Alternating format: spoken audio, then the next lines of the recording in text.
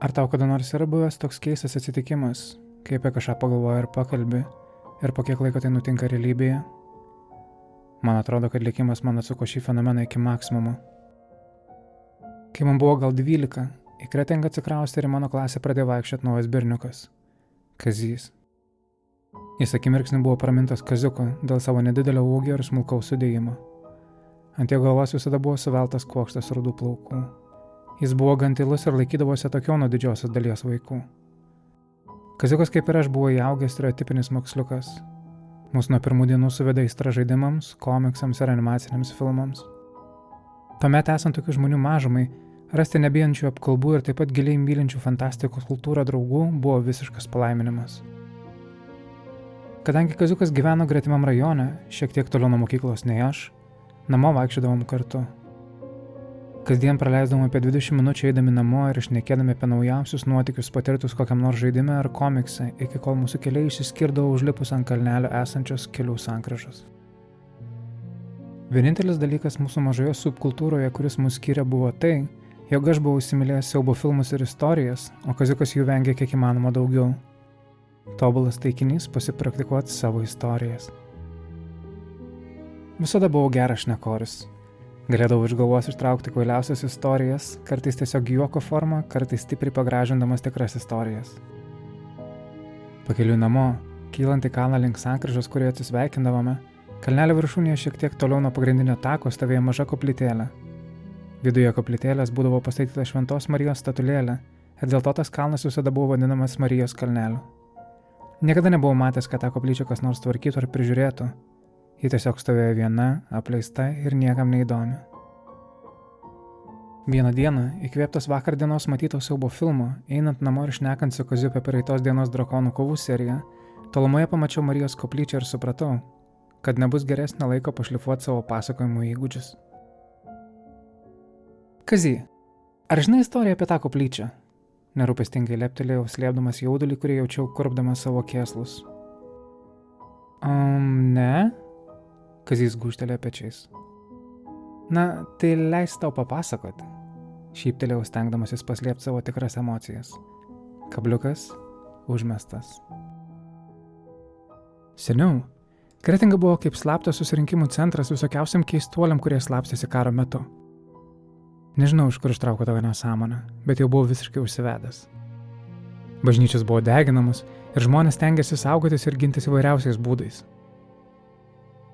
Sklinda legendos, kad šitoj koplyčiai likučiai vieno iš vienuolių ordino atsivertė į velnį ir padarė sandorį, kad miestas būtų išsaugotas.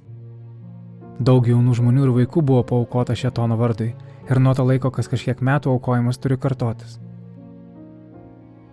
Esu girdėjęs ne iš vieno žmogaus, kad jei tau nepasiseka ir naktį eini pro Marijos koplyčią, gali užtikti tų prakeiktų vienuolių palikuonius, vis dar garbinant velnę prie šitos koplyčios.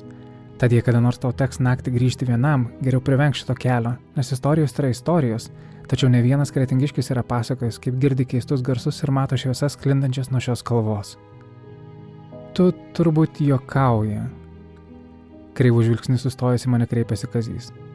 Kam tu man pasakoji tokias nesąmones? Nežinau, gūžtelėjau pečiais ir pradėjau eiti toliau. Pats nesu nieko panašaus matęs, bet net mano tėvai kalba apie šitą legendą. Kam tu taip meluojai, Edgarai, visiškai nejuokinga. Kazys mane prisivijo ir dar labiau pagreitino žingsnį. Prašau, taip daugiau nekalbėk. Man nepatinka. Pajautęs, kad pasiekiau bent kažkokį tikslą, jaučiausi itin patenkintas. Taip, aš vis tai dar sugebu. Kai reikia greit sugalvoti kokią absurdišką istoriją, dar galiu pudrinti smegenis. Aišku, nei viena dalis nebuvo tikra ir aš viską visiškai išsigalvojau ir tai man suteikė gerą dozę pasitenkinimo savimi. Po kelių dienų iš mūsų abiejų galvų ta istorija dingo kaip tolimas prisiminimas. Ir toliau keliaudavom namo kartu, šnekučiuodamės ir svajodami apie tai, kur toliau Songokas keliaus savo kelionėse, ar kokį sekantį Pokemoną pagaus Ešas.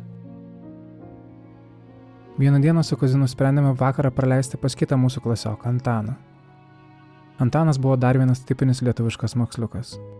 Labai aukštas, išbertas spaugų vaikinas, kuris gyveno kitoje Kretingos pusėje. Visą vakarą praleidom žiūrėdami filmuko montažus ir žaisdami įvairiausius žaidimus, kuriuos Antanui parveždavo jo tėtis. Saulė jau senokai nusileidus, pažiūrėjo kiek valandų ir supratę, kad ko gero gausime gan stipriai velnių nuo tėvų, su Kazi nusprendėme, kad metas traukti namo. Susirinkę daiktus ir atsisveikinę su Antanu pasukome link savo rajono. Vakaras buvo netradiciškai vėsus. Įsibėgėjęs pavasaris jau buvo atšildęs dienas, tačiau kartas nuo karto pasitaikydavo žvarbus ir vėjuoti vakarai. Basanavičiaus gatve ėjome dviese ir daugiau aplinkų nebuvo nei vieno žmogaus. Maža, 2 juostų gatvelė, vedė ilgą laiką beveik iki pat sankryžos, kurioje mes su Kaziu dažniausiai išsiskirdavome. Aplinkui gatvę išsidėstę namai jau seniai buvo užgesinę paskutinės šviesas ir užskleidę užuolaidas naktiniams bastūnams. Ore vyravo garsus vėjo gūsiai ir medžiai ritmingai lingavo į jo ritmą.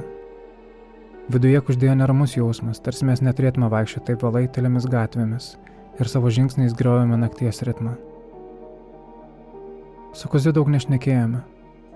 Rankomis laikėme prispaudę plonas striukes prie kaklų, nenorėdami peršalti.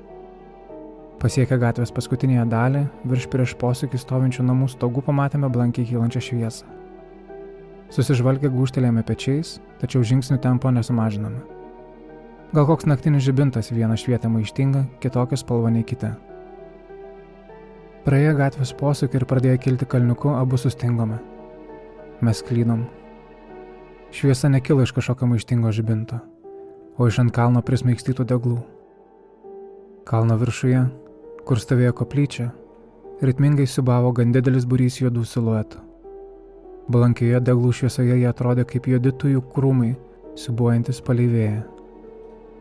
Atsisukau į Kazį ir garsiai nurijau seilės. Jis buvo išbalęs kaip paskutinis netikėtas pavasario sniegas ir jo akys lakstė nuo deglų iki siluetų. Aš galvojau, kad tu melavai, drebančiamis lūpomis išlemeno Kaziukas. Viskas atrodė absurdiška. Tai aišku, kad melavau. Kretingai nėra jokių kultų. Čia gyvena 10 000 žmonių ir visi vieni kitus pažįsta. Čia negali nieko padaryti, ko sekančią dieną vietinės tetos jau neapkalbės turguje.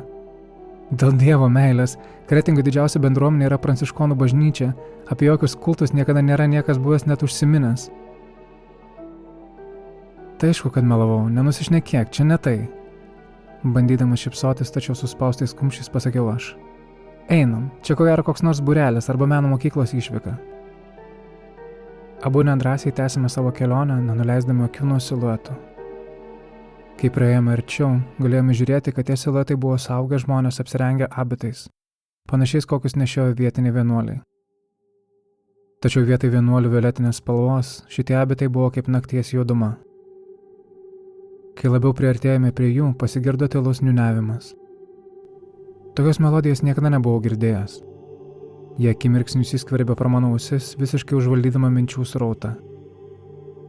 Pajaučiau, kaip vienu metu mane bandė apimti plaukianti ramybė ir iš pasąmonės kylanti panika. Kol žengiau tolyn, nesavanoriškai traukiamas šio niūniavimo, supratau, kad Kazys sustojo. Ne, Edgarai, sukamės atgal, suvirpėjo Kazys. Kazy, baik, nešnekėk nesąmonių, čia ko gero žmonės šiaip susirinkė, girdi kaip gražiai niūniuoja. Viduje liko nustebęs, kad sugebėjau tai pavadinti gražiu niūniavimu. Nu baik, aš tikrai sukuosi, kažkaip nujaučiu, kad čia nieko gero nebus. Kaziukas pradėjo suktis ir judėti į priešingą pusę. Apeisim per aplinkui, Edgarai, man nepatinka. Kazy, nebijok, einam. Žodžiai patys išėjo man iš lūpų. Aš jaučiau baimę ir žinojau, kad Kazys teisus, tačiau kažkas mane stipriai traukė įsitikinti, kad ant kalno tiesiog žmonės, kurie nekaltame susirinkime. Edgarai, baik, man baisu. Prašau, varom, nenoriu tavęs palikti, bet aš dingstu. Kazys apsisuko ir bėgte pasileido į priešingą pusę. Bailys. Menkysta. Kaip jis nesupranta? Palauk, ką? Kaip aš taip galiu šnekėti? Kazys juk mano draugas. Bet jis mane paliko vieną. Jam visiškai neįdomi ši melodija. Aš pilnai įsitikinęs, kad mes tiesiog neteisingai supratom situaciją. Aš nueisiu ir paklausiu, ir kai man atsakys, kad jie čia tiesiog imituoja kokias nors senas baltų tradicijas, rytoj iki ašarų juoksiuos iš Kaziuko. Mažo, silpno Kaziuko. Apsisukau ir mane pasitiko vaizdas, kai visi siluetai buvo nustoję judėti ir atsisukę tiesiai į mane. Aplink nurimo vėjas ir jiems nutraukus savo melodiją ore įsivyravo visiška tyla. Arčiausiai mane stovintys siluetai ištiesė rankas, kviesdami mane į savo gretas. Iš už jų gaubtų matėsi draugiškos šypsenos kviečiančios jų būrį. Nepajaučiau, kaip mano kojos pačios pradėjo judėti link kalno viršūnės. Kai priėjau prie pirmųjų siluetų, jie švelniai uždėjo savo rankas man ant nugaros, ragindami judėti giliau į jų būrį ir vėl pradėjo savo niūniavimą. Stop. Ką aš čia darau? Aš nenoriu čia būti. Aš nesu matęs nei vieno iš šitų žmonių. Pradėjau jausti, kaip stipriai daužosi mano širdis. Aš norėjau sustoti, apsisukti ir visomis jėgomis pasileisti palei Kazį. Dabar jis jau ko gero kitame gatvės gale. Tačiau švelniai stumiamas gilyn negalėjau kontroliuoti savo kūno. Ore skambanti ir vis garsėjanti melodija visiškai užvaldė mano mintis ir aš niekaip negalėjau pasipriešinti. Aš noriu namo. Aš noriu dingti iš čia. Kazy, prašau, palauk. Siluetams prasivėrus tarp jų pasirodė koplyčia. Pajaučiau, kad nuo mažo nesusipratimo pakliuvau į tragišką bėdą. Vos palietęs akimis tą mažą namuką, paskendau į visišką neviltį. Aš nenoriu įtarčiau. Aš nenoriu pamatyti, kas koplytėlės viduje. Aš prašau, išleiskit mane lauk. Tačiau nesustabdomai, žingsnis po žingsnio, artėjau link mažo langelio koplytėlės viršuje. Silueto melodija peraugo iš niūniavimo į ausis užgulančią skanduotą ir buvau pastatytas tiesiai prieš koplyčios duris. Jos viršuje buvo galvos dydžio langelis ir vienas iš siluetų stumtelėjo mano veidą link jo. Upeliais pasileidus ašaroms, žvelgiau į beribę tamsumą kitoje lango pusėje iki tol, kol kažkas pradėjo žiūrėti atgal. Tūkstančiai akių susiliejusi į vieną smelgė mane kiaurai per mano plonus rūbus. Pajaučiau, kaip aštrios mintis plėšo mano šiltus atsiminimus ir užpildo juos stingdančiais pelkių dumblais. Tūkstančiai formų ir akį rėžiančių spalvų, kurios laužė mano realybės suvokimo ribas, laikė mano žvilgsnį, kol aš jaučiau, kaip mano akys lakstė aukštyn ir žemyn, bandydamas pasislėpti mano plačiai atmerktose vokose. Koplytėlės durims atsivėrus, iš bedugnės išpuolė 10 šlapių ir gleivėtų čiuptuvų, kurie mane laužė ir tampė mano vaikiškas rankas. Čiuptuvai pradėjo lysti į mano ausų skylės artyn būgnelių ir šimtai jau mirusių kalbų užvaldė mano smegenis. Pajaučiau, kaip viena po kitos mano mintis dingsta ir paskęsta toje siaubingoje bedugnėje, kol čiuptuvai kaip įkalinimo marškiniai apsiviniojo aplink mano kūną.